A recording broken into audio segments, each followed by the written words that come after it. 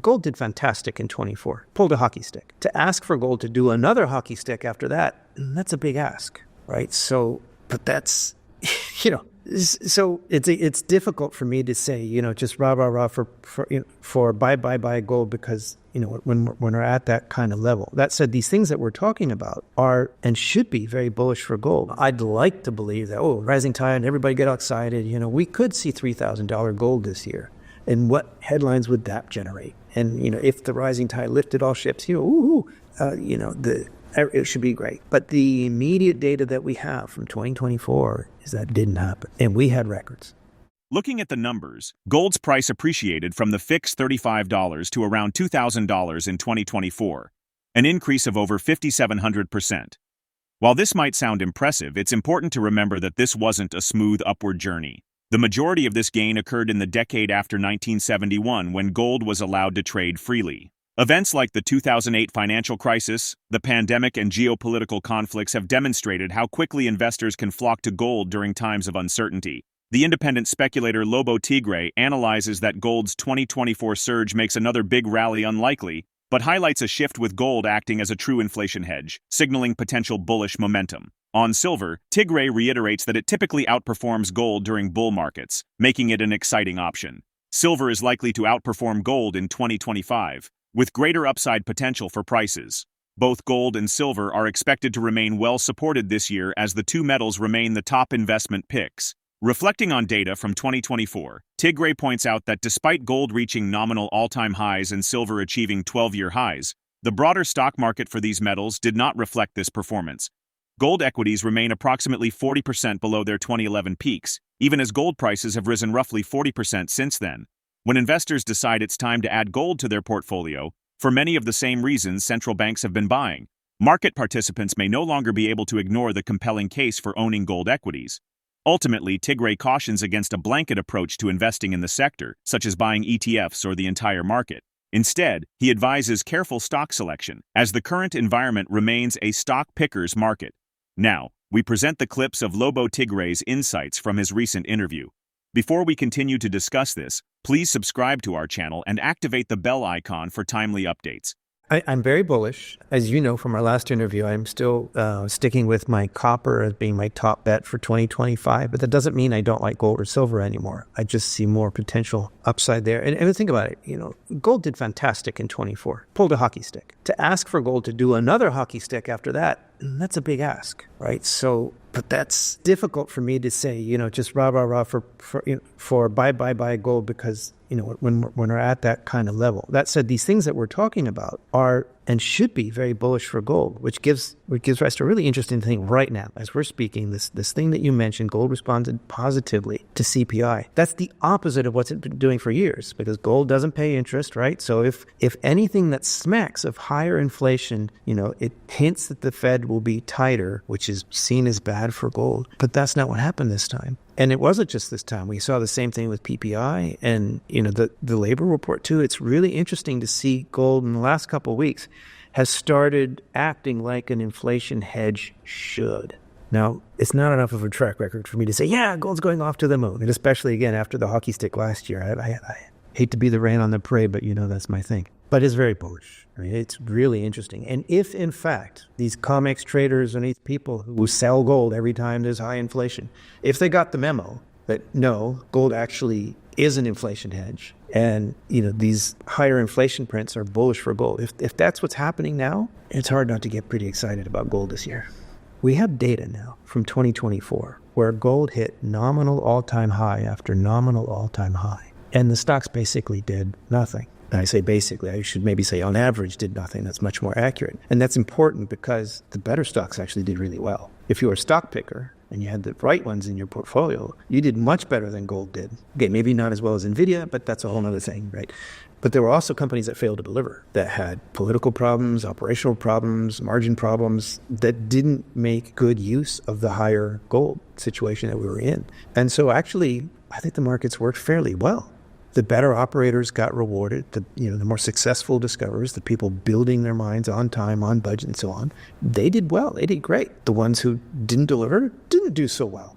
You lump all those together, on average, the stocks did nothing. So the answer to the question is, I'd like to believe that, rising tide, everybody get excited. We could see $3,000 gold this year. And what headlines would that generate? And, if the rising tide lifted all ships,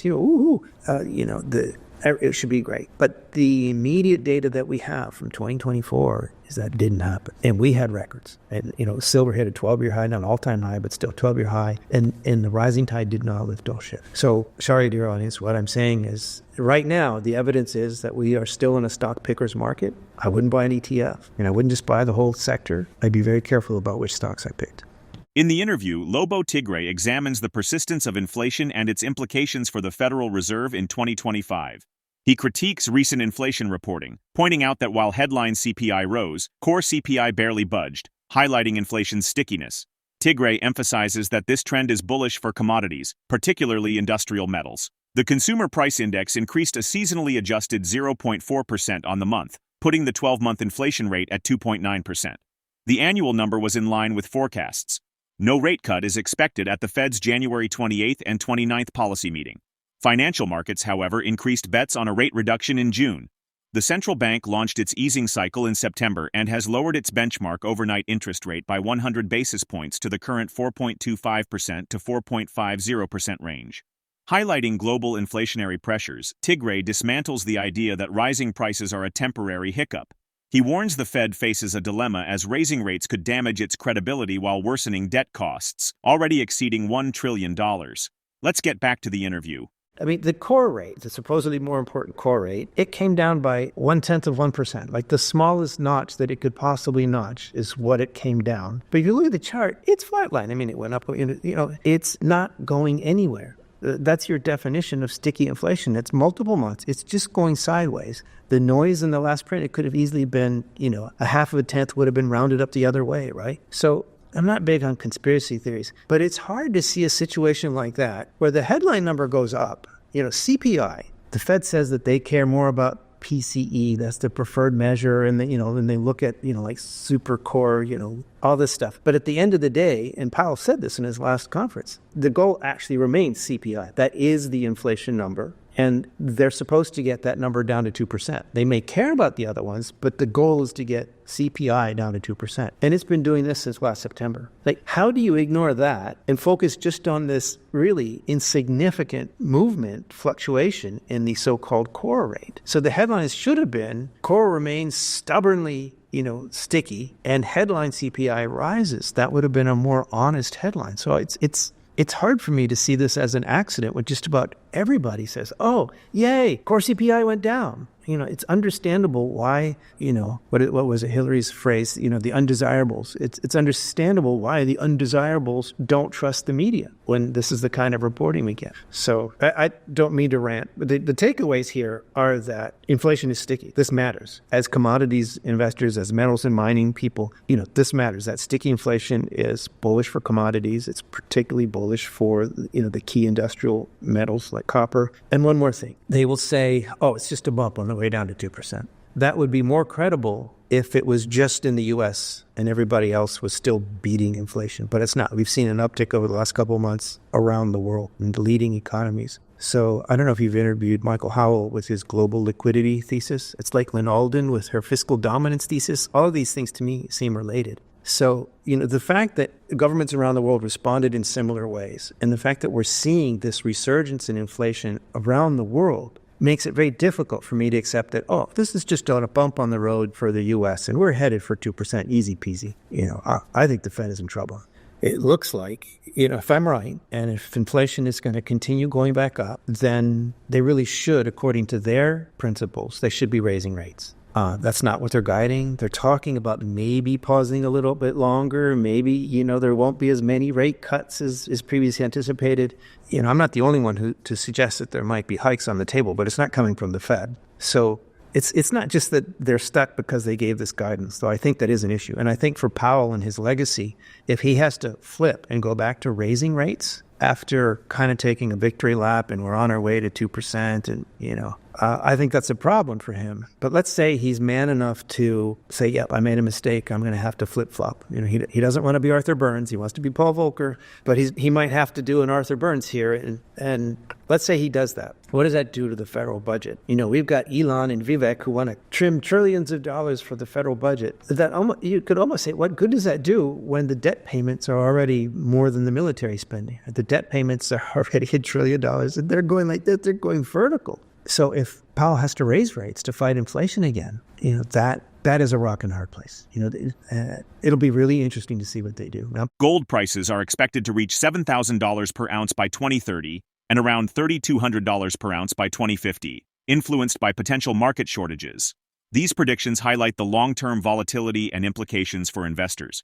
Given the persistent inflationary pressures and evolving monetary policies, how do you see gold and silver performing relative to other asset classes in 2025?